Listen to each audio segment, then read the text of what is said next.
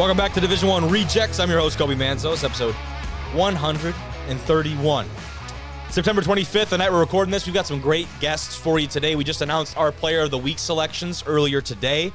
A lot of great stuff going on. Week 4 game recaps coming up for you. This week, the week of the upsets. You saw it. Excuse me. We've got two of those guys joining us tonight. Jordan Davis from Kutztown. They upset Shepherd, the reigning regional champion. That was a huge game. Kutztown dominated. And then we got Brendan Gill from Endicott.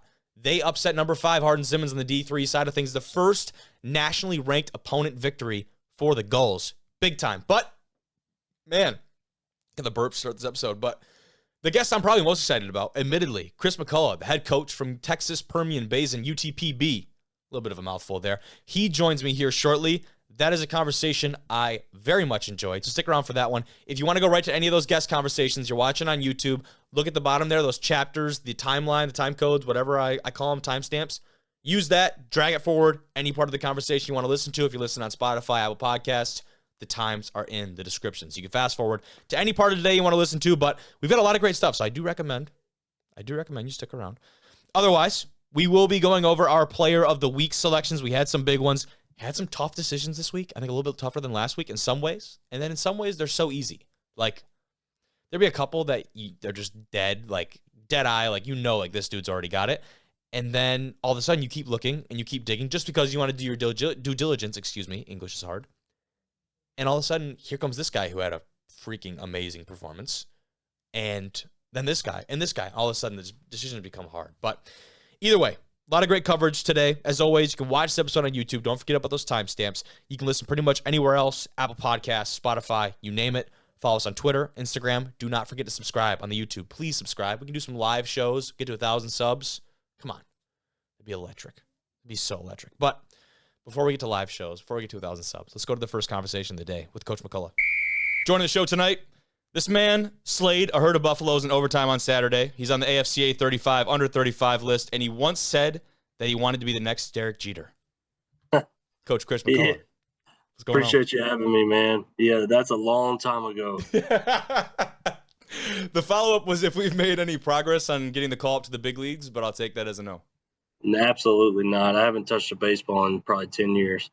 That's all right, man. You got a football team to coach, and you're doing a damn good job at it. But it might have felt pretty close to the big leagues on Saturday. You had kind of mentioned it before we started recording, to get a quality win over a team like that in West Texas A&M, a team that has all the program tradition and history, compared to the stark contrast of your squad. Like you said, is only 7 years old. That had to feel pretty special, man. Absolutely. I have a lot of respect for WT and Josh Lynn, the head coach there. Obviously, he's been around the block and made the playoffs, and he's one of the best-known coaches out in D2 football. So getting to play at home and having the biggest crowd in 7 years since the first year we had football here. The excitement in the Permian Basin is huge, but to go out there and beat a program like that is pretty special. That's sweet, man. Biggest crowd in 7 years. I love it. Yes, yes. Not the only thing you guys have going for you. Those facilities over there, ridiculous. Are you Yes. a frequent visitor in that barbershop you got in the football building over there? I haven't got a haircut since the first game, so I'm kind of once the season starts, I don't cut my hair or trim my beard until after the season's over. I'm gonna say that's a like almost what do you call it? A ritual type deal? Yeah, we're just one of those. Superstition, that's the word. Yeah, Superstition. There it is. yes. Yeah, I don't know what ritual. I'm talking out my ass, but I love it.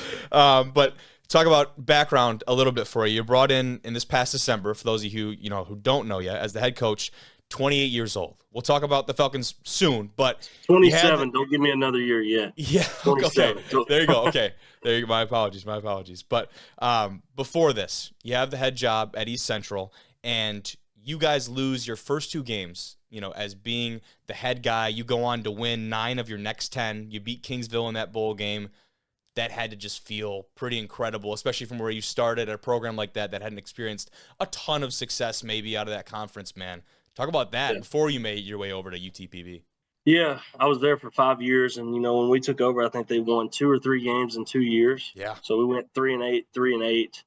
COVID hit. Went 2-0, beat Texas or Charleston State at their place when they were a top 25 FCS team, and that's what really got the ball rolling. Then we go 7-4. Back last March, our head coach left. I took over the interim title, and like you said, went 0-2. So That's the lowest I've been in my career. It's not even close. Obviously, hearing people say, after this season, you're probably going to be looking for another job. They're Yep. going to bring in somebody else. And then the resiliency of that team finding a way to win the next six, compete for really a conference title against Ouachita, and be 1 minute shy of winning that game.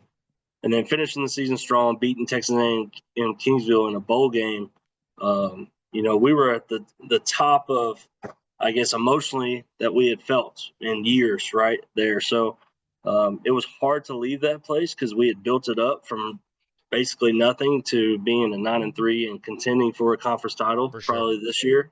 But when UTPB came calling, it's hard to turn down, like you said earlier, these facilities. But really, this is football heaven. Everybody talks about West Texas football. Friday Night Lights was obviously filmed at Ratliff Stadium, where we're playing at this week, our first game at Ratliff. When you add all that factors in, and then the resources out here, obviously oil money, and the big businesses out here that just want to support football, it's an opportunity you can't turn down. Yeah, that's big, man. And, just touch on that one last time, like getting your first head coaching job at that age and having that, knowing that feeling of, yes, this athletic department and this university in its entirety, like, trusts and believes in you, whether it's interim or not, like, remove the tag, like, you are still, for all intents and purposes, in charge of this football program, this team, these guys, the way that they act on and off the football field. Like, that had to be such a, yes, maybe a weight, but also just a security feeling, like, they really believe me to be the guy to do this. Maybe not when you're 0-2, but at the end of the year, maybe a little bit more confident in you over. That had to be a pretty sweet feeling. Oh, absolutely. And I'll say this, it's that moment being 0-2 and then finding a way to finish the season the way we did and all the adversity we faced. No time in my career from now on will I feel the pressure I felt then. Yeah. So now I'm golden. Like, I know at one point in the next probably 50 years, I'm going to get fired, and that's fine because I felt the pressure that I felt then, 0-2, as an interim coach and fighting for your job every single week.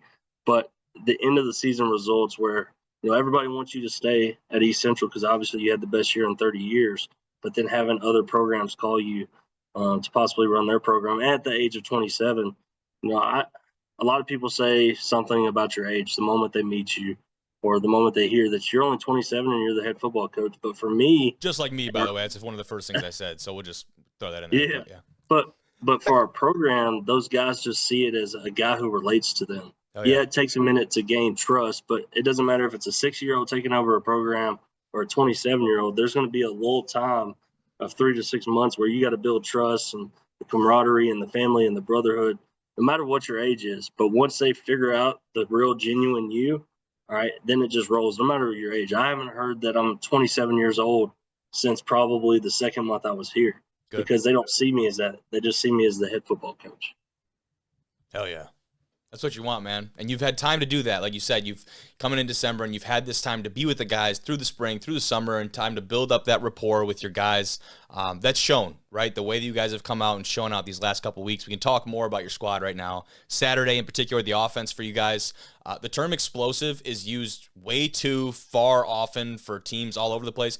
That's what you guys are, I think, and, throw me right into the category. But talk about what enabled you guys, I guess, this weekend in particular, but also just this season, man.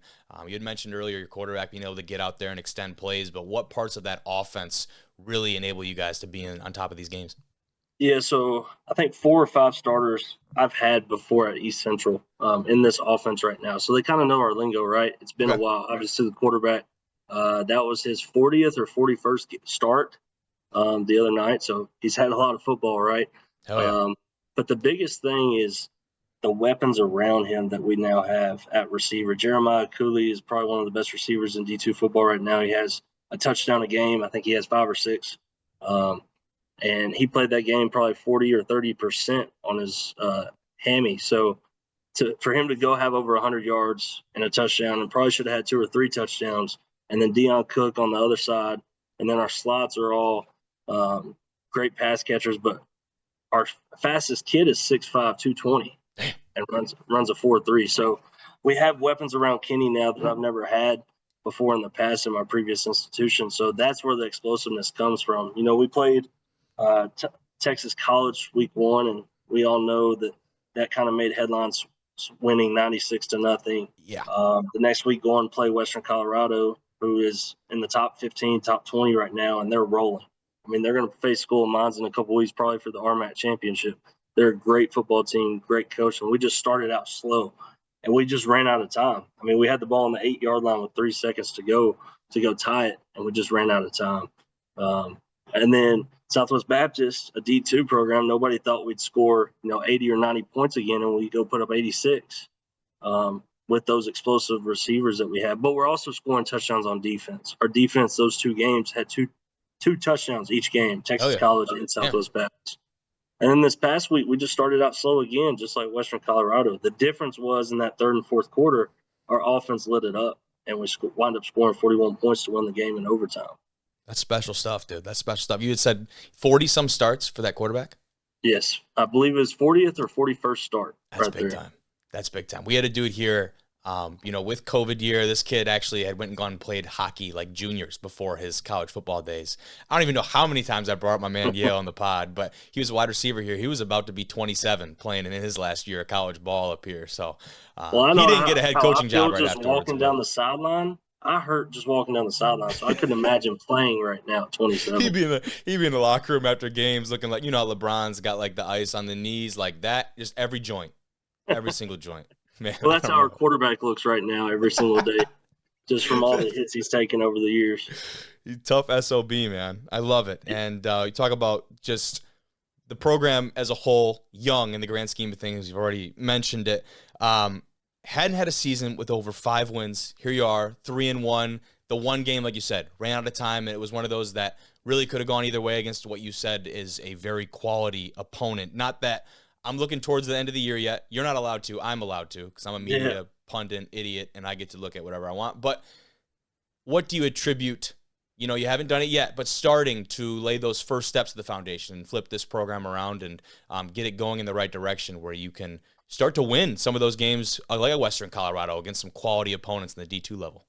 Yeah, I think it's 3 things. It's first, the guys I inherited here. The last staff did a really good job with the leadership of the guys, the core group of guys. Hayden Kelly, our linebacker, he was the first person to text me when I took the job, and he's been our team captain since day one I got here. That's the same with Matt Zubiotti. There was a bunch of quality players already here, all right? There's that group, and then there's a group of transfers I brought in. We had the number 1 transfer class in the country for Division II. Saw that. And you have to mold those. It's not easy, right? Because you have probably 60 returners. You have 30 transfers and 30 high school kids all mingling into one team. So finding a way to bond everybody together and to grow that brotherhood and family is essential. But the third thing is having a staff and then having a quarterback like Kenny Hernser that knows the system, knows the culture. The coaching staff that came with me from East Central, the few coaches that came with me knew what we needed to put in place to have the same results we had there. Same with the quarterback. And the quarterback was really the guy in the locker room that got everybody together. So I personally think it takes about 9 months to a year and a half to really get your culture and a program rolling in the right direction. And it only took us about 6 or 7 months before I felt like, okay, this team can be special. And you still don't know until you play that first game. And then we play Texas College, and after that, you still have this feeling of, I don't know what we are. And then we go play Western Colorado, we play a terrible first half, and we fight and claw our way back. A team that is only in their first year normally doesn't claw back into a game like that. Same with the West Texas game. You don't find a way to win that game in your first year as a program or as a new head coach. But our locker room and our leaders never had any doubt. So our culture is like a 4th or 5th year culture where it's only year 1. So it's pretty special here. That's big time. Yeah. And mentioned the win in the bowl game over Kingsville back before you were with the Falcons. Now, next week, man, you got another squad that's feeling really good about themselves coming into town. Kingsville been putting squads on notice, just snuck into the top 25. I think they're around like that 20 mark right now. They got a defense that's playing pretty lights out ball. We've had Coach Bish, their DC, on the show before. Talk about another program with a ton of history, tradition. You know what you're getting yourself into Saturday. Tell us about it, man. Yeah, I think when you think about rivalries, right, there's 2 types of rivals. There's the manufactured rival where it's kind of a location or administration wants you to, that's your rival. Let's make it like that. Like Arkansas, for example. We all know Arkansas and LSU are the true rivals. Well, then they make the battle line rivalry with Missouri. Is that really a rivalry? No, it's makeshift, right? Well, then that's kind of our West Texas game, right? You felt the rivalry, but it wasn't the true rivalry. The true rivalry is Texas A&M Kingsville. Over the last few years, just close games, heat of the moment battles, right? And then I take the job. I was the last coach to beat Texas A&M Kingsville in that bowl game, right? So I quietly circled this on the calendar when I took the job, and I'm sure that staff over there and those players want a little bit of revenge as well. So I'm sure they had it circled for the game this Saturday as well. I have a lot of respect for that staff. Heck of a job what they've done to get Kingsville back on the map after so many years of not being the story tradition program that they've been. I mean, they do have the most Hall of Famers all time in D2 football. Mm-hmm. So they have that rich tradition, but they got it back now. When you look at the film, they're the exact same team we played a year ago in the bowl game. I mean, it's the same players. Amos Coleman, probably the best player in the country in the secondary. He's dangerous when he gets the ball in his hands, so we can't throw picks and we can't kick it to him. But they are so well coached. But what I like about it is this is going to be a physical freaking game. I mean, in the trenches, it is going to be a battle every single play. And our guys are welcoming it with open arms. We can't wait to play on Saturday. Hell yeah. You better deliver one of those pregame, man.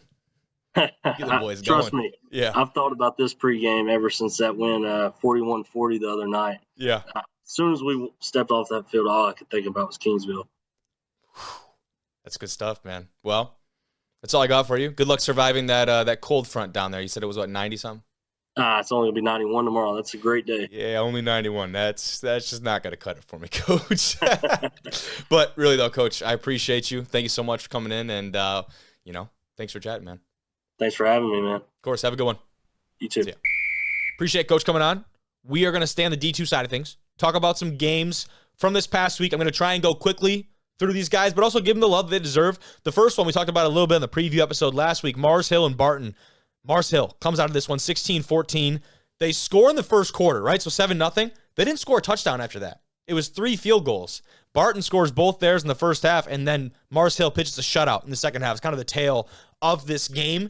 We knew it was potentially going to be a low scorer, and also we knew going into this thing, if Mars Hill could shut down Jordan Terrell, they'd win this game. Guess what they did? 18 carries, 47 yards. His longest run of the day was a 6-yard run. With a back like him, who's as talented and as physical and just gifted as he is, you know that, if you're Barton, you keep giving this dude the rock. Eventually, he is going to bust one. He is going to make a big play and, break out a big run. It didn't happen. And that's a credit to this Mars Hill defense, their secondary in general, playing up on the ball, getting up there, knowing their keys. They did a really good job in shutting him down. And the rushing attack, as a whole, right? They only had a couple kind of big plays on the ground if you're Barton. Did make some plays through the air.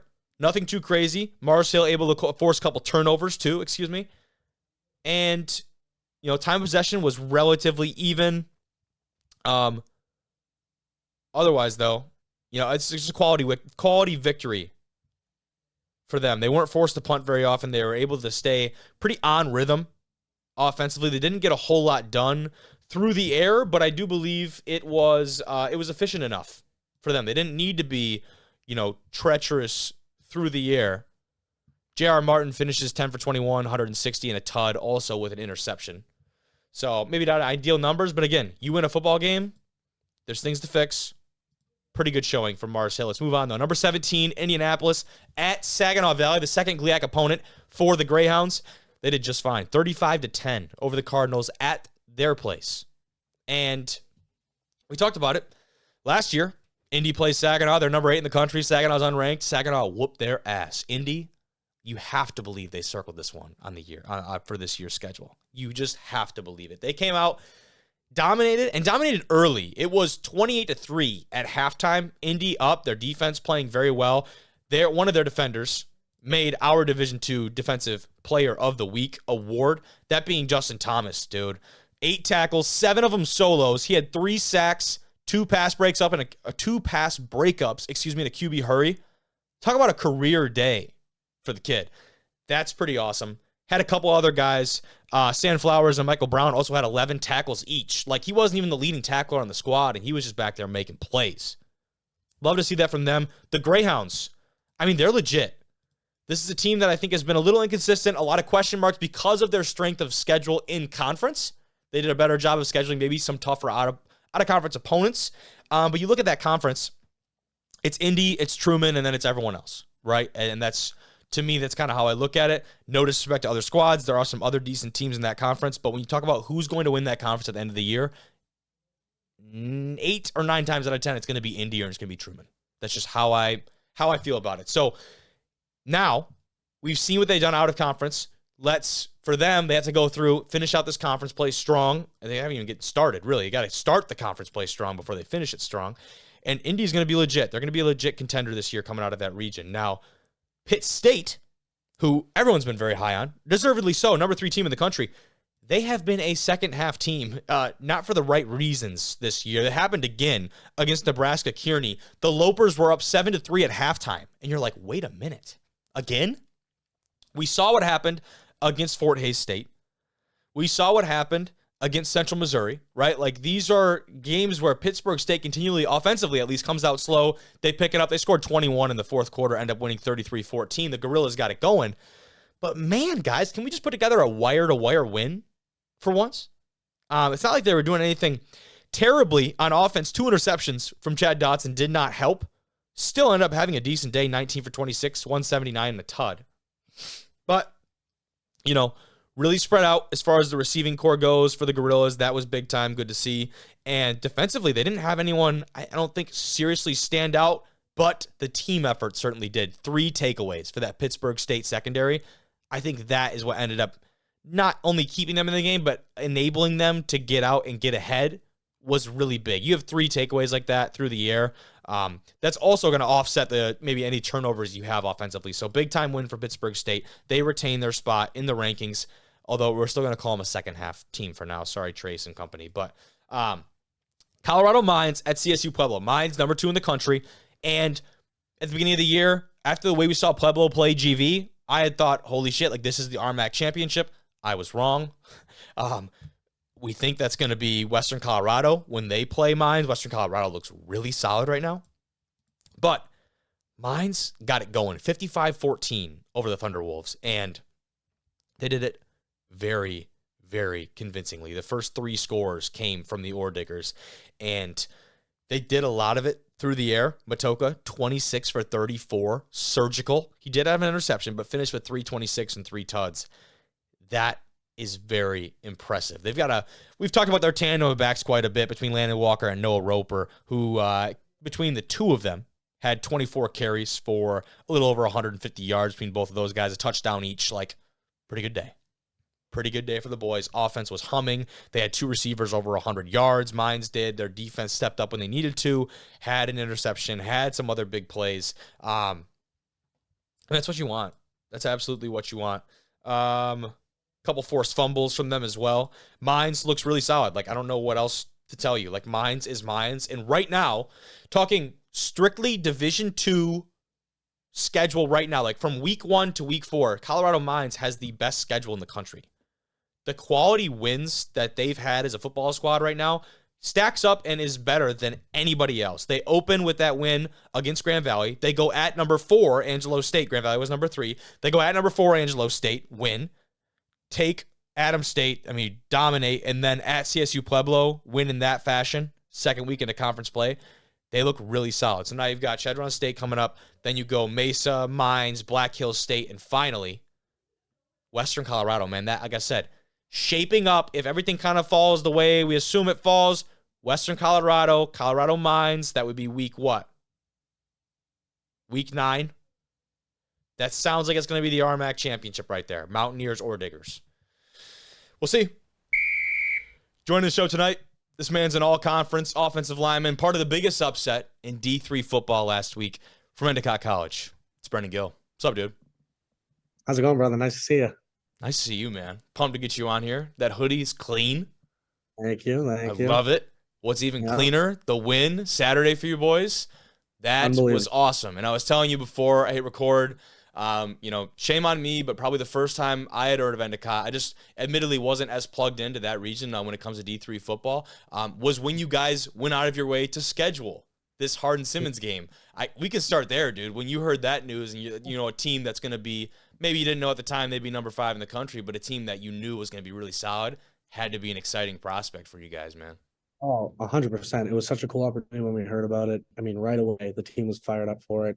Again, it's not always you get to play a top 5 team that's consistent. Yeah. You go out and win, man, that was something else. That's crazy. And And I I added saw some. you're a Sorry. criminal justice major, right? Yep. You're Yep, interning with the DEA? I did, yeah. I just finished that up. What a gig, dude. Yeah, it was unbelievable. It was a really cool opportunity. I got to see a lot, and I definitely want to do that. That is sick, dude. I mean, that's an opportunity like we got a lot of criminal justice guys up here too. Like people would kill for that, man. That's pretty cool. How'd you end up getting that? So I was lucky enough. My dad's friend from high school was in and around the DEA. He was there for Okay. a while, and he hooked it up, and he got me an internship. So it was something really Dude. cool to do. That's badass. That's really sick. Not to get off the ball talking I a little bit, get but I it. saw get that. it. I peeped that, and I'm like, man, that's just not something you would see every day. Like for you to get Oh, I that totally- experience. Yeah, it was unbelievable. It was a really cool opportunity. That's cool. Good for you, dude. But let's we can talk a little more about Saturday. First win over a nationally ranked program in your program's history. Like that alone was enough reason, I'm assuming, for you boys to celebrate, and deservingly so. You guys had to be locked in for that one, just dialed. Yeah. I mean, the way we try to look at it going into the week, it's just another football game. That's the best way you can do it. You don't need to put over pressure on it. For sure. Our coaches helped us to lock in. I mean, again, we didn't treat it like any other week. We were playing a football game at the end of the week. We're going to go in, we're going to prepare how we always do. Practice is going to be the same. Coaches put us in a great spot to win. We went out, and my teammates and we all went out and just played our balls off. That was the best thing we could have done. Sorry, I didn't mean to swear. No, dude. Yeah. Fuck yeah, you did. That was awesome. I loved it. I didn't really get to tune into the game, but just like looking over and seeing, highlights, and more importantly, the scene in the locker room after the game was incredible to be a part of that. And, you guys first went over a nationally ranked program. You were this close just a couple weeks ago when you had Ithaca on the ropes. Yes. And that was obviously a great game. That one, I had to imagine, really fed into the hunger. Like you said, right? You can give me the answer again. Every game we treat it. To hell with that.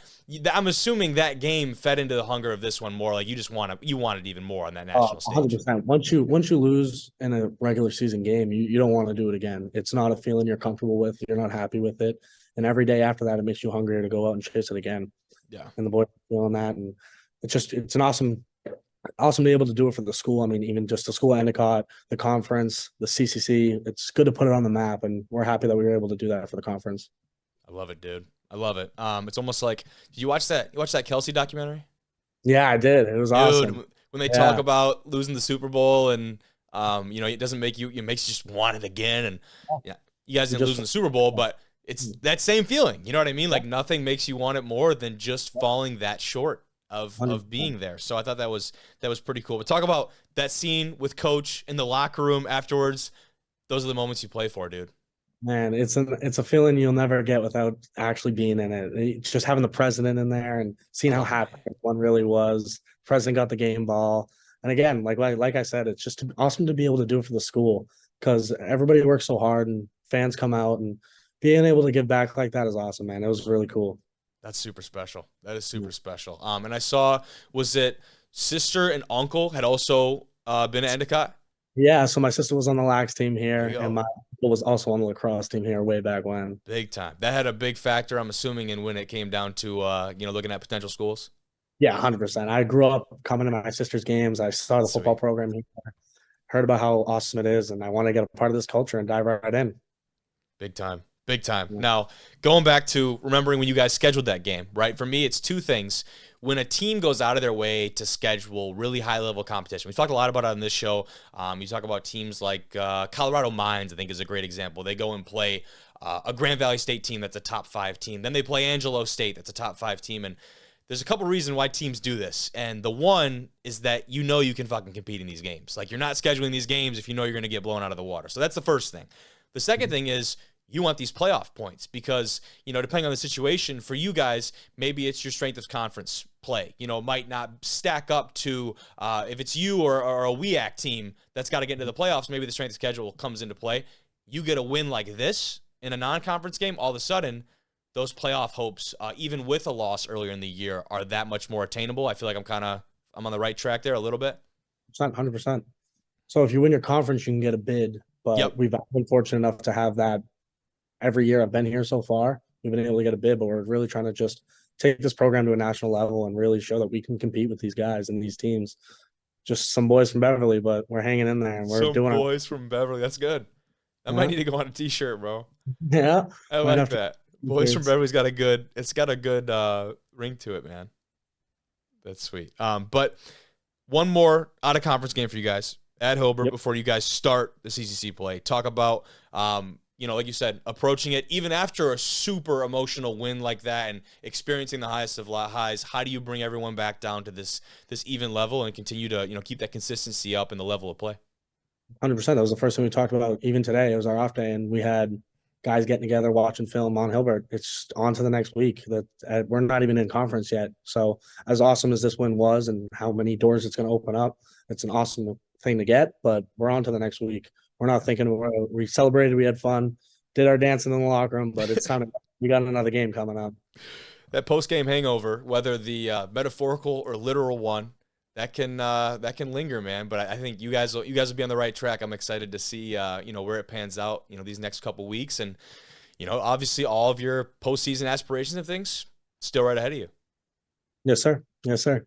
Sweet, Brendan. That's all I got for you, man. I appreciate you coming on, dude. It was a quick one, but that was awesome. Awesome. Thank you, brother. Go Gulls. Have a good one. See ya. We can move on. William Jewell at number 18, Davenport. Davenport had the offensive and defensive players of the week this week in the GLIAC. Let me tell you why. One of them, Myron Harris, 12 carries, 129 yards, and a tud. He broke one off for 75. That was big time.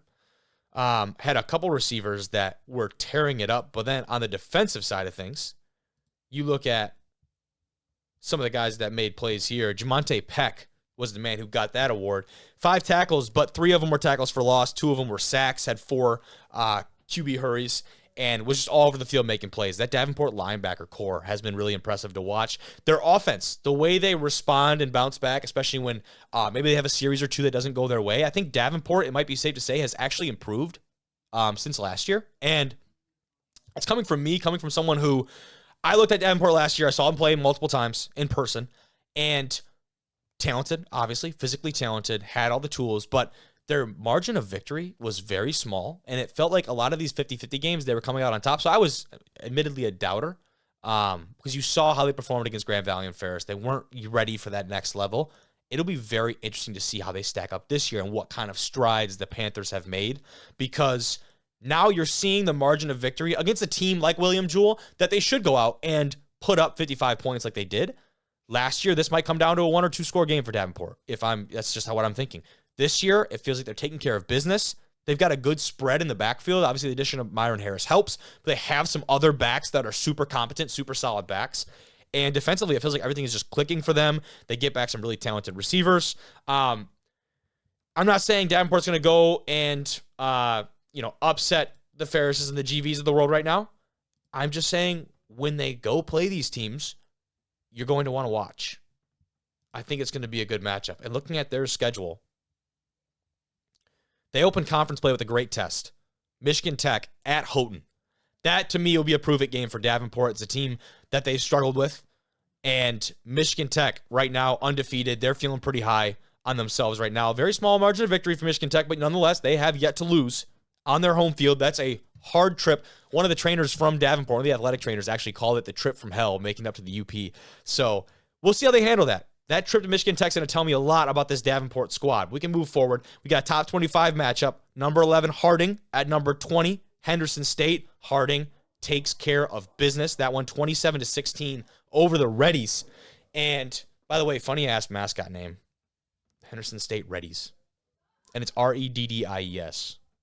It's weird. But Harding gets propelled. Wayne Cavati had him in his top 10, tied for the 10 spot with Emporia State. They deserve it, man. The style and the brand of football that they're playing right now is a really solid one. Henderson State was up 9-0 in the second quarter. All of a sudden, 13-9. Harding's right back in this thing. They go on to end up winning it.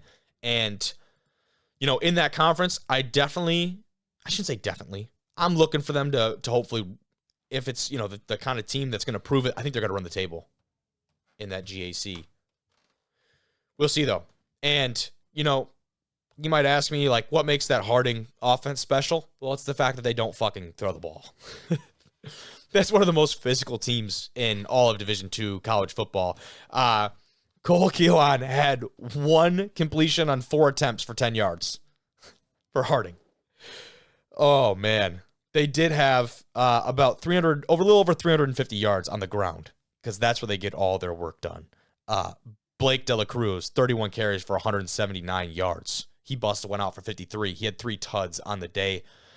The thing is, though, if you know it's coming, you can't stop it. That's a measure of a great team. It's like watching a Navy game. You know what I mean? So Henderson State could not keep up defensively. Harding gets the dub there. Will be interesting to see what they go moving forward. I'm going to take a peek at their schedule here and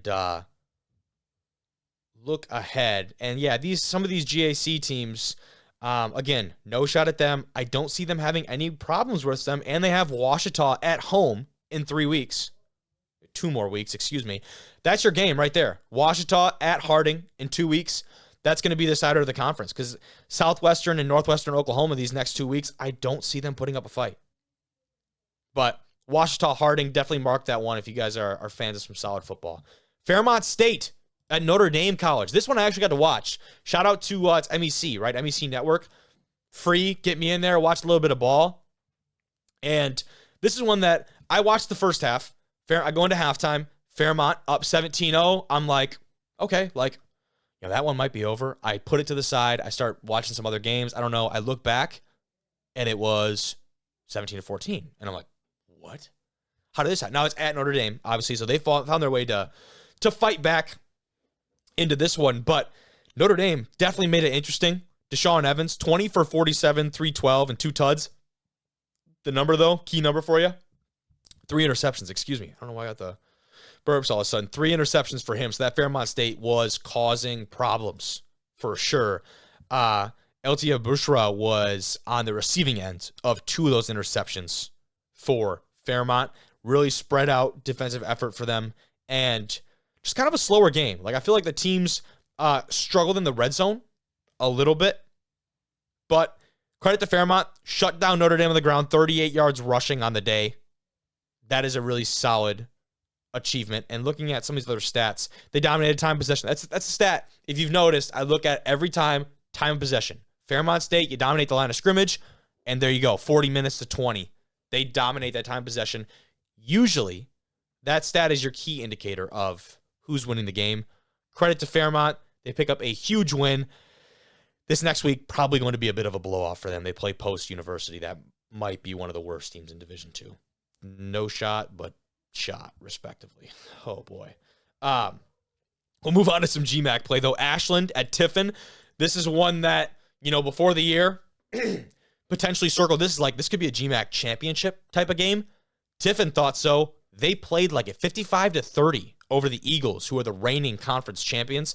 And Tiffin just did it in all aspects of the game. Ashland did have a better rushing attack, I believe, than compared to maybe the last couple of weeks. But you're not going to win a game when you let up 534 yards of total offense.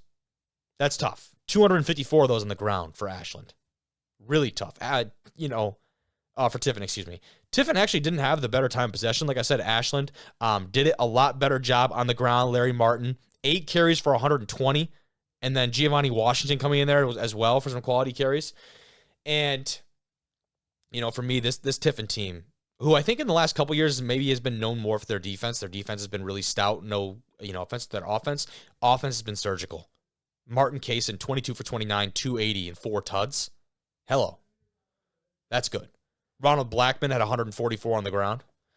This team's balanced, had a 100-yard receiver in Josh Lewis. They look really poised to run the table in the GMAC. And looking ahead at the schedule here for the Dragons. They're at Thomas More, then they come back home for Hillsdale, at Lake Erie, Kentucky Wesleyan, Walsh, and then the last 2 are at Ohio Dominican and at Findlay. Looking at this schedule, man, Thomas More is no blowover, but most of these teams, again, not exactly blowover squads, but, Tiffin is in a really prime place to make something happen. That win at Northwood now seems really big after the performance that Northwood just had. You never know what Hillsdale's going to do. They definitely surprised Ashland last year. They certainly could usurp Tiffin this year. Kentucky Wesleyan just pulled out a quality win over ODU. Findlay to close out the year at Findlay will be a tough contest for the Dragons, but there's not a game on this schedule that doesn't look extremely winnable right now for Tiffin. So they'd be my pick right now to come out of that conference. I think it's an easy pick as well. Finally, though, West Georgia at number 8, West Florida. The Battle of the Wests goes to the Argonauts in Pensacola, 49-21. They look dominant. And what a bounce-back game, too, for a squad that we just talked to Pee-wee last week, or, earlier, after their Florida A&M loss. They lost 31-10 against a quality FCS team in Florida A&M. They come back apparently with a vengeance against West Georgia. Jesus, confusing as hell. Pee-wee had a hell of a stat line, 20 for 27 with 298 and 3 tuds. Take care of the ball. Their rushing attack extremely balanced as well. That defense for them, getting after it. John Giles, though, the story of this game, 8 catches for 175 yards and 2 tuds. He was automatic. He made some circus catches out there. Looked really good. But for West Florida, a lot of guys making an impact kind of across the board. We had Ralph Ortiz and Braven Anderson both with interceptions. A lot of guys making some plays in the backfield. Always want to look for that. John McMullen, one of those guys with a sack on the day. Had a couple of them. West Florida did. Just kept West Georgia at bay throughout kind of the entirety of this one. It wasn't even a game at halftime. It was 35-7 at half. And then they just continued to add on. West Georgia added a couple pity points in the fourth quarter. This game was not even as close as it says. West Florida is still that team, very much so. Let's touch on these players of the week, though, real quick. For Division II, Patrick Shegog had a fucking week, man. 15 for 19 through the air, 218 yards, and 5 tuds. That's not it. 10 carries on the ground for 138 and another 2 into the end zone. That's tough to beat, man. That is really tough to beat. There were some other great guys in that category, but when you have this type of production, you cannot beat that. Delta State looking really good against Shorter.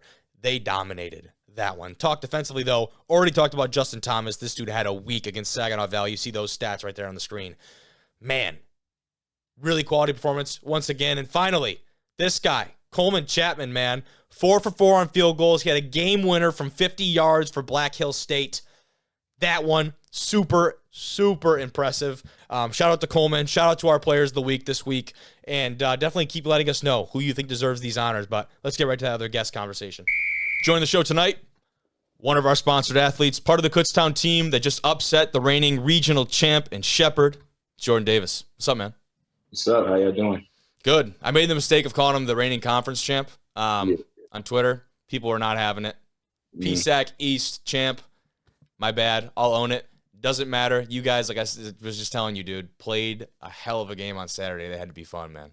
Yeah, for sure. Definitely was a crazy opportunity out there. It was crazy. I do. And obviously not the same Shepherd offense as we've seen the last couple years, but that shouldn't really take anything away from the win that you guys have. You know what I mean? Like being able to hold them to 3 points. I know you're not out there playing defense. You're not making tackles. We don't have another Travis Hunter situation on our hands, but still, like, talk about what that unit was able to do. I think it was the lowest amount of points that team's been held to since like 1994, I believe was the date. The defense went out there and just balled. They just played free out there. We had a sick taste in our mouth from taking a loss from them last year and then losing on Hail Mary 2 years ago. The defense just went out there and balled. It was crazy. Defense was flying around. Shout out to our secondary and everyone on defense was flying around having fun. Yeah, that's a whole unit making plays, dude. They were 2 for 10 on third down, 0 for 1 on fourth. It had to have just felt like as the game went on, you get to more of those like big game, key moment type scenarios, and like every time they just answered the call. Yeah, they answered it, and they were flying to the ball, man. Shout out to everyone on that defense. It was so surreal. Shepherd is a great team. They have a great history, but our defense just showed up. Yeah, it's gonna be fun too. Like I've been there. Like as you're on the offense. You do what you can. Some games, like for you guys even, you didn't score a touchdown in the first half. Like it took you a while to get that going, even though you're just maintaining possession of the rock. But had to be fun at points for you just on the sideline. I don't want to say be a spectator, but just like watching them make plays, man, and just being able to cheer on your guys, like that's got to be a fun moment, especially, as an offense when you guys are still trying to figure some stuff out. Yeah, for sure. It was definitely was a fan of our defense. You know, That's dope. we didn't put it together offensively the first half, but we got it right in the second half, and defense had our back, and that's just the mentality we got. Complimentary football, dude. And you guys, I think you made it. I don't want to say you made it easy for them, but you definitely helped them out. You look at the time possession, 41 minutes to 19 minutes, dude. Like, there's not a defense in the world that will not take that. You know what I mean? You don't want a defense that has to sit out there. Oh, can you see that, bro? What happened? I got a spider that just came right in front of my. I'm sorry, bro. Hey, I'm like no corner of my eye. This thing is just coming straight down. Would have almost landed on the microphone. I'm sorry, but where was I, bro? Time of possession, right? There's not a defense in the country that will not take 19 minutes on the field. You guys are able to keep them fresh, to keep their legs going. Like, as an offense, just driving the ball down their throat. Like, that's a dream, dude. That's what you want to do. Yeah, for sure. Sure. Definitely went out there with the mentality, played physical. It rained out there. And, shout out to our wide receivers and our offensive line just being physical out there, and we just made it happen. I'm gonna say, because that's obviously not all running backs, but rainy day. Some might say shitty weather. I feel like you guys probably built for that kind of weather. And looking at the offense that you run and the kind of the play style you guys have, you agree with that? Not really. I mean, I feel like Judd Novak, he stepped in for Donnie. Donnie, obviously went down with an injury first week. Yep. He's been playing amazing, so we've been pretty well balanced. So. I hear you. That's good. Well, either way, man, I love it. But both teams threw 2 interceptions too. I'm sure that had to add a different element to the game. You have all these like sudden changes going on, and almost like being ready all over the place. Is that kind of how it felt? Just like back and forth, and everyone just trying to catch a foothold, especially in that first half. Yeah, Coach Clemens actually he harps on sudden change, so that's something we practice throughout the week and stuff. So he had us ready, and we were ready. Defense capitalized more than we did in the first half, but when it came to sudden changes down in the second half, we were able to capitalize and put some drives together. Yeah, that's big. And your touchdown drives, it wasn't like, oh, we got the ball on the 5-yard line, like let's punch it in. Like, it was 10 plays and then 14 plays, like down the field, man. How was that? Especially when you talk about your backfield, right? And the balance that you guys have in the backfield, that has to be super important on those drives where, I don't care who is running the ball. You can't give it to them, 10, 14 times in one possession, one series. Yeah. So it's got to be nice to have those legs to keep rotating guys in there. Yeah, definitely we complement each other, and our offense is just very dynamic. I'm just gonna say that we're gonna surprise some people. Big time. You got a big chance to this week, man. East Stroudsburg coming into town, undefeated right now, 4-0. It feels like I maybe the wrong usage, but another prove it game for you guys. Now this last week that's textbook prove it, right, against a really quality opponent. But now the challenge is just to prove that it's not a one-off. Yeah, we just focus on being 1-0 and not worry about everybody else except us. So our goal is it's about us. It's not about who we play. East Stroudsburg's a great team, but we will go out there and just focus on what we need to do and just go out there and have fun. I love it, dude. I was talking to Coach McCullough from UTPB earlier, and at his last job, they lost their first 2 games of the year. He's the interim head coach at the time. He's like, you got to be at a point like, oh shit, like I don't know where this is going. And then they go on and win 9 of their next 10. Mm-hmm. So again, for you guys, it's like you don't look down to the end of the season. It's one game at a time. You can give me all the the coach speak that you want. It's the right answer. But for me, looking at you guys and all of the goals and the aspirations that you have, even with 2 losses, everything is still ahead of you. In the conference that you're in, some of the matchups that you have down the year against a great team like an East Stroudsburg, I know like a Slippery Rock like down the road, and other great squads between the 2 of them. But it has to feel like all the goals and things that you talk about in the preseason are still right in front of you and still attainable. Yeah, for sure. We just been attacking every game like it's a championship game. We start off slow. We can't afford to lose any more games, so we just going. The most important game we say is always the next one. So that's really where our mentality is right now. We're not looking too far ahead. We're just going to keep chopping. Bro. Yeah. I like it. Going to keep surprising people? Yeah, we're going to keep surprising people. I love it. Appreciate you, Jordan. Sure. You took a quick one tonight, man. That's all I really got for you, bro. Yeah. Appreciate you. Yeah, of course. Have a good one, man. I know we'll be in touch. All right, you too. Sweet. See ya. Time for some D3 ball. Jim, back with us today. Which I know we got a lot on the slate today, but what do you want to start with, dude? There's a lot that jumped out. Some big upsets. We already talked a lot about Endicott, obviously, so we can kind of skip that one. So if you are coming here just for that, then definitely go to the conversation with the man himself, with Brendan. But what other games stuck out to you this week, dude? So another huge CCIW matchup I talked about last week was Wheaton and Augustana. Yep. As advertised. The high-powered offense from Augustana, 34 points. They put up a pretty large number. Well, 2 weeks previous, we expected nothing less of them this week against a pretty formidable Wheaton defense. Putting up 34 is very impressive. But the Thunder prevailed with a 41-34 victory. Weeks for Wheaton, 3 rushing touchdowns, and Thorson with 400 passing yards. So Jesus. I have a question for any Wheaton Thunder fans, players, anybody. Is that Clayton Thorson's little brother? I'm curious. That's not a terrible question. Yeah. I know Clayton Thorson's from Wheaton because he played against prospects in the playoffs when I was going to the game when I was growing up. So that definitely could be a possibility. Yeah. That his brother is an NFL quarterback and he threw for 400 yards last week. So that could add up, I think. I love it, dude. And Wheaton sits at number 10 right now as far as the D3football.com polls go. That was the same spot that they held that last week, I do believe, correct? Yeah. So I'm not sure if the rankings updated yet because I was looking today. Did they update yet? Because I was looking at like 11 o'clock this morning. You look right now. Yeah, and all the records were the same too. So I don't even know if they've updated them. No, it does look like they updated because Bethel, who was number 19, is now dropped out of the rankings. There's a couple other squads that, they have Carnegie Mellon's loss on here. Yeah, these are definitely updated. Okay. What time did they update? Does it say on there? So I'm curious. I do not know. It just says games through September 24th. Okay. Cool. Yeah. But yeah, keep it going, dude. What else we got? We got St. John's Bethel was the D1R game of the week last week, and St. John's solemnly won this game 27-7 over Bethel. Stiverson for St. John's. I thought that was an interesting name. Kind of sounds like Iverson. The boy was hooping out there. 266 yards, 3 touchdowns. Slinging the rock around. Obviously, really strong performance from them. Look for St. John's to continue to roll. They're a good program, and then Bethel, they'll bounce back. I mean, St. John's is a tough team. They have the rest of their MIAC season ahead of them. So I mean, they're on the brink of losing their playoff hopes. Though it's already 2 losses, but they'll be ready to go. They're a good program every year. So yeah, I mean they get bounced out of the top 25. St. John's had 3 guys who were not named Aaron Syverson who had 7 or more carries apiece. So their running attack super flexible, super versatile back there. That was something that stuck out for me. They shut down Bethel's rushing attack for the most part. Aaron Illingston, he had 19 carries for 65 yards, and that was something that I'm sure they probably identified heading into that one.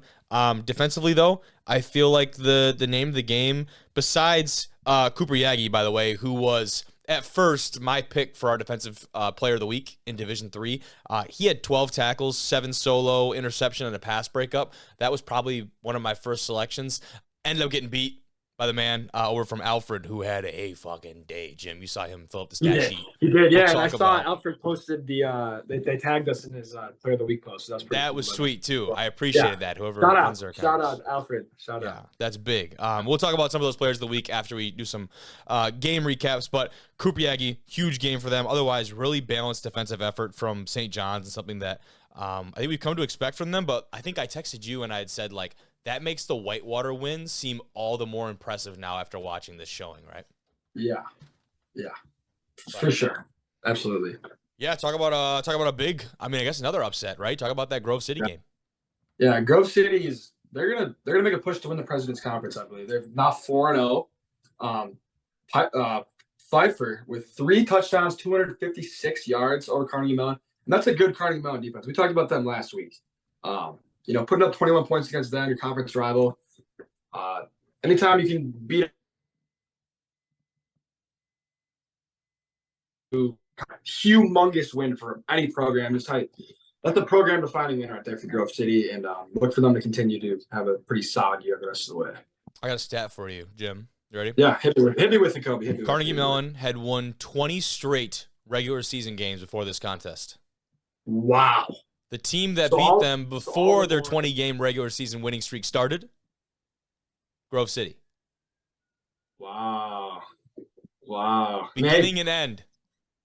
Hats off to Grove City. I mean, Dude, that's a crazy stat. Like Carnegie Mellon is, I think, just this standard of just consistency when it comes to like very hard-nosed, smart football. Obviously, you need a very large brain to get into that school. But just talk about their style of play, talk about their defense. 20 straight regular season games. That is a super, super impressive feat. But we've got another. Let's go to our other rivalry game. Talk about Loras and Dubuque there, and that was it the Key City clash? This yeah, right? Key City clash. Yep. Just coming into this one, the Spartans had won, what was it, 20 in a row? I believe this was the 12th year in a row for the Spartans coming out on top of this. 12 year, pardon me. And did they continue that streak, Kobe? They did. They did. That's what I saw as well. Yeah. So, Spartans taking this one home. That was big. 35-23 in their favor. And this one got started relatively early. They were in it, I think, for most of the first half. Offenses were pretty quiet. It was 7-3 at the half, and then for Dubuque at the third quarter, dude, 21 points. They explode offensively, and they kind of just carried that one away on their home field. Like that's something that you expect for them to make the trip out there. Rivalry game like that, obviously, home field makes a huge difference, and that's something that I think we were kind of expecting going into it. I don't know if we were expecting this though. Both quarterbacks throw for over 300. Yeah, that's pretty crazy. I mean, what was the total score? Like 58 or something, 35-23. So I mean, score final was 35-23. 35-23, yeah. So total score of 58. Yeah, it's pretty high scoring affair. I mean, anytime you can throw for 300 yards, you're probably going to score at least 21 points. So and then obviously both those teams did that. So they were all through the air basically. Loras only had 61 yards on the ground on 41 attempts. Oof. So just not getting anything done on the ground. I think they just resorted to throwing it through the air. They had 53 total attempts passing, dude. They must have had a lot of possession in this one. And if we do look at it, they did actually dominate possession 35 minutes to about 24 in Loras' favor, and just wasn't enough for them, man. Yeah, I mean, what did we say last week on the show? I mean, what we were talking about, I forgot what game we were talking about. We were talking about if you win the time possession, you run the ball a lot, like you're gonna win the game, and obviously we saw that in this one. Talked about Kutztown earlier, and they're upset over Shepherd. Dude, it was like 42 minutes to 18. No, that's crazy. That's one of the most lopsided stats I've ever seen. That is wild. What was the score in that one? Really nice. What's that? What was the score in that game with the 42-18 time possession? It was like 23-3 or something. Like that sounds about right. Yeah, there were 2 interceptions thrown by each side. It was kind of a rainy day, a little sloppy weather, and But again, rivalry game, definitely kept it close. That one did not disappoint. Like I said, the 12th year in a row for the Spartans. They keep their streak alive, big time for them. But I know you want to talk about that Augsburg, Gustavus Adolphus. Yes. So obviously the Hail Mary at the end of that game, dude, wild. Like. Imagine, I feel like that's everybody's dream. Other than like winning the national championship or like, I don't know, like being the Heisman or whatever you want to call it, like the Harlan Hill in our case, or the rest of the other small school trophies. But winning a game on a Hail Mary has to be the most exhilarating feeling ever. I mean, that's like hitting a walk-off home run or in a baseball game or something. Like, come on, you can't beat that. Yeah, you can't beat that feeling, dude. Yeah, dude. And what's kind of a bummer, obviously, for Gus Davis is they lost the game. They lost the game just like that last year, actually, to Stout. Actually, I wasn't on the team yet that year, but yeah, they lost on a play just like that, leaving bomb with like 20 seconds left. So not quite the same, but similar. Where it's just huge pass end of the game. It probably felt almost exactly the same for them. Just and KGN for Augsburg was our player of the week on the D3 side. Offensively, 20 for 25, extremely efficient, took care of the ball, no interceptions. He had 274 yards and 5 tuds. There was a dude over at Alma that people were calling for, their quarterback, who also had a great game in all respects, man. But when you win a game in that fashion, dude, I don't care you have to whatever you call it. That's an automatic bid. That's what we're going to call an automatic bid. Yes. I love it. Extra clutch points for sure. Yes, and not only that, he's throwing the ball, he's spreading the love a lot. He's got 7 different receivers catching the ball, just totally distributed it all over the place, and that's again really good sign of a solid quarterback. On the Gustavus side, Jake Breitbach, that's the one that you had talked about before. Yep. 15 catches, 180 yards. 15 catches on itself is ridiculous. Yeah, I think I saw a stat today that Keenan Allen is like he's open every time. Keenan Allen, I think, is the only player in NFL history to have like, well, I don't know, something three or more games in a row with 15 catches or something crazy stat. But like the 15 catches number in a game is a crazy number. It's not like getting 15 carries where you turn the ball and hand it off, right? It's getting open 15 times, delivering a good ball, making a good catch, whether it's 1 yard or 20. He had 180 of them. So, but then you have Matthew Carrion, who had five catches for 100 and a tud, and then 2 from Caden, their number 3. So they certainly had a game as well. I don't want to diminish that, but it all just comes down to that last play, dude, which is heartbreaking for one side and just triumphant for the other. Yeah, I mean, at the same time, like everyone's thinking, oh my God, like what a crazy play, like good for them. But then it's like, oh, Gustavus, like that feeling they must have, just so horrible. Like, oh my God. I hear you, dude. And I wanted to look at the schedules of these guys a little bit as well. Augsburg, I do believe, blanking, but I know they've got a big time matchup this coming week. Hold on, I'm pulling it up right now. And yes, so they are home against St. John's this week. Augsburg is. So a team that we just talked about coming into Augsburg. We'll see if they might need a little more of that Sheehan magic to pull off this one, dude. Yeah, it sounds like it. Sounds like it to me. Yeah, and then I mean Gustavus definitely not off the hook themselves, and I can't, dude. Why do some people have like websites that are just entirely different from everyone else? Yeah, that's frustrating. No, you get in such a groove looking at all these athletics websites, and then someone switches it up on you. But Gustavus right now, for a team in their position, sit at 1-2 right now. They have Bethel, who just got dropped out of the top 25. So really good matchups for both these guys next week, and obviously both going to be hungry to either continue or bounce back. And that was the opening of league play for them in the MIAC, man. Yep, yeah, and this will be a huge one next week too. So they'll be ready to come out firing for sure. Absolutely. What else did you have for us D3 wise? Any other games you want to talk about? So I had our last game of the week from last week was Mountain Union and Muskingum, and spoiler alert, Mountain Union was not on upset watch. No. The College Football Network had something to say to us, and I think deep down I would have picked Mountain Union the whole time. I normally don't make my game picks on air. Like truthfully, I kind of just like rolling with like a summary, but Mountain Union is they're hands down like one of the best teams in the country. 4 players from Mountain Union ran for 50 or more yards. So if you want to do some math there, Kobe, it's a lot of rushing yards for the Purple Raiders this weekend. 74 points. Just kind of a killer from Muskingum with 4 turnovers and 3 sacks. Just you're not going to win a lot of games when you do that. Obviously defensively they kind of struggled as well, but Mount Union's a great team, and Muskingum can still have a great year. So definitely don't turn your head too quick on Muskingum. But OAC teams turned up, dude. They showed out. We had number 17 John Carroll and Heidelberg, another game where we saw, maybe not Heidelberg necessarily going to go in there and upset, but at Heidelberg, but thought maybe be a little competitive. Right, especially conference play. Heidelberg's had a pretty solid squad. That defense has been pretty stingy. A lot of turnovers been forced. John Carroll goes in there 34-7 and just rolls. And so now you're looking at, they just trounced Baldwin Wallace. They go in and totally destroy Heidelberg. Now you're eyeing that matchup, John Carroll Mount Union. That's the OAC. Yeah, the OAC is deep, and it's going to be very competitive all year. So seems like 1-2. And then other notes here, just from me going over some of these scores.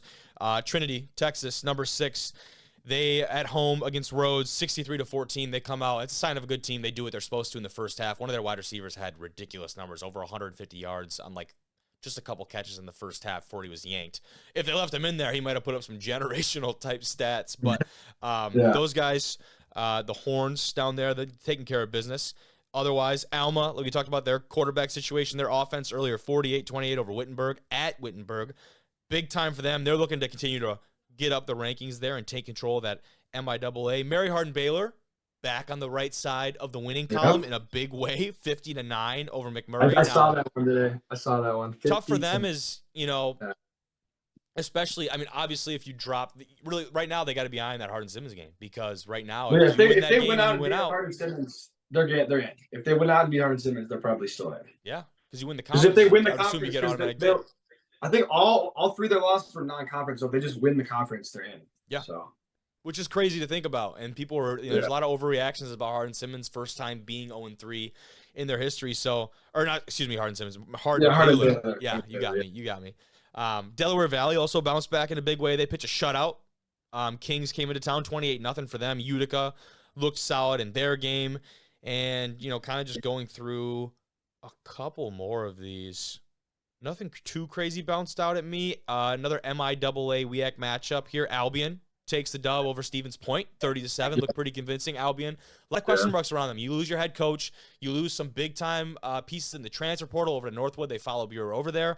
And now, obviously, you're competing with Alma, who beat you last year for the conference championship, and a really quality opponent. So I think it's a big win for them, a great confidence boost for the Brits over there. Yeah, I mean, anytime you can beat a WIAC team, I mean, you got to be feeling pretty good about yourself. So yeah. Otherwise, I mean, nothing else crazy jumped out to me. We can talk our D3 players of the week though, real quick. While I still got you on here, there we are. Let me pull that up.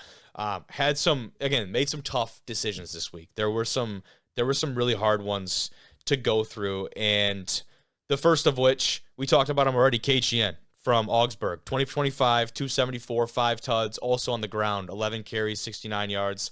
The game-winning Hail Mary. I mean, there's no other choice, dude, for this week. Yeah, I mean, like I said earlier, being the quarterback who throws the Hail Mary has to be one of the most exhilarating feelings in all sports. Hitting a walk-off home run, all those things, hitting the buzzer beater in a basketball game, like anything like that, like a penalty kick in soccer. I mean, come on. Like, how – man, we gotta get this guy on the show. That's what we gotta do. I'll reach out. Yeah. We'll make it happen. We'll make it happen. Defensively though, a guy who just stuffed the stat book. We've seen a lot of these last couple weeks. Joe Kopp from Alfred. We talked about him already before, but here's the stat line for you: 19 tackles, 2.5 tackles for loss. The 2 of those were sacks. He had a fumble recovery and a pass breakup. I believe he also had a couple QB hurries in there too. I just didn't feel like including them because I ran out of room on the graphic. The dude just 19 tackles in a game is ridiculous. And if you saw our NAIA players of the week on our socials, Jimmy, did you see Valley City State, the duo on their defense? Yeah, I did see that. 19 and 20 tackles respectively. That's wild. That's probably the first and only time we'll give a 2-player award to teammates. It's like Urlacher and Briggs, dude. It's ridiculous. That was incredible. But shout out to Joe Kopp. That was a really incredible performance. And then on the special teams side of things, Isaiah Wright from Bridgewater State, 3 returns, 114 yards and a tud. He has been making some noise. He's, I believe, already won 1 or 2 Conference Player of the Week awards so far this year. So nothing too crazy. They definitely had to make some hard decisions when it comes to these picks. But at the end of the day, I felt great about him. Yeah. I mean, I do too. Obviously, man, like that Hail Mary though, like that's probably like, another thing. You know what I was thinking? Actually, I don't know. We're on the air, but what if we just had like the players of the week? I mean, I know it'd be a lot of guests, but what if we just had the players of the week? Yeah, I thought about that. Yeah, you're right though. It's like we have. I know that's kind of because I know you have like your little system. You would bring guests on and everything. Like keep doing whatever, but like I don't know. I think that'd be kind of cool. Like, I definitely would like to start incorporating more of them for sure. Yeah. But yeah, it is 9 dudes, or in this case 10. Yeah, it's a lot. It is a lot. That's a lot of guys. So I don't want to make any guarantees. I kind of thought that like as I was saying it, I'm like, oh wait, but there's so many other levels. It's not just D3. I kind of like Yeah. No, if it was, and that's the thing too. I think people have to remember is like, I wish I could do more than just like look at box scores and read recaps on these games and things like that. But I have 2 sets of eyes. I'm still a full-time student. I still have a job that I work full-time. Like, there's things that go on and like D2, D3, NAIA football. Like there is such a large volume of this going on that this is the best that we can do right now. So, you obviously help out and helping to bring some more stuff. And actually, here's like the announcement. I guess I'm going to put out a feeler on the socials for an NAIA kind of insider for us to help bring us some new information from the NAIA side of things. I feel like that gets neglected on our show a little bit. We should definitely get someone. That'd be sweet, dude. Yeah. So if you have any connections, I'm going to put that post out probably tomorrow, and we'll see if we get any, I'll think about join the show. I will. Yeah. It'd be kind of sweet. I'll kind of like look around too, because I know there's Yeah, maybe we'll talk about this a little bit later. Actually, Yeah. I don't know. Yeah, I just wanted to just speak it into existence, so I remember to do it too, because I wanted to put a post out. We talk a lot of D2, a lot of D3. We just don't talk a lot of NAIA ball, and I think we can shore that up a little bit. So. Yeah, no, definitely. And as being Division I rejects, we should cover more than just Division II, Division III. Yep. Yep. And I know we're doing the Player of the Week, but I mean, I feel like we should chill a little more. We can do more. Yeah, we can do more for sure. Definitely. So, sweet. Thank you, Jim. Appreciate you, dude. Yeah. Of course. Anytime. Have a good one.